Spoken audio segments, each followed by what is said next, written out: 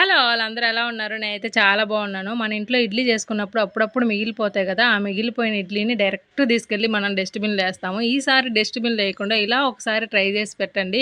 మీ పిల్లలు లొట్టలేసుకుంటా తింటారు. నాది గ్యారంటీ. అంత డెలిషియస్‌గా ఉంటది. ఈ రెసిపీని నేను నా ఫ్రెండ్ దగ్గర నేర్చుకున్నాను. చాలా డెలిషియస్‌గా ఉంది. స్కూల్ నుంచి వచ్చినప్పుడు మన పిల్లలకి అప్పుడప్పుడు ఏం స్నాక్స్ పెట్టాలో అని అర్థం గాదు. మీ ఇంట్లో గాని మిగిలిపోయిన ఇడ్లీ ఉంటే ఇలా చేసి పెట్టండి. ఖచ్చితంగా నచ్చుతది వాళ్ళకి. ఫస్ట్ అయితే మిగిలిపోయిన ఇడ్లీని 4 ముక్కలుగా కట్ చేసి పక్కన పెట్టుకొని కొంచెం ఆయిల్ వేసుకొని డీప్ ఫ్రైకి సరిపడా తర్వాత వాటన్నిటిని ఆయిల్‌లో వేసి మంచిగా గోల్డెన్ బ్రౌన్ కలర్ వచ్చేంత వరకు వేయించి పక్కన పెట్టుకోండి.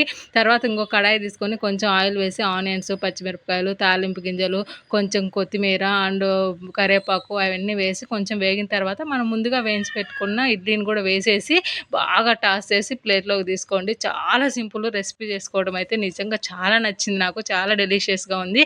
మీరు కూడా ట్రై చేసి ఎలా వచ్చిందో నాకు కామెంట్ చేయడం మాత్రం మర్చిపోకండి.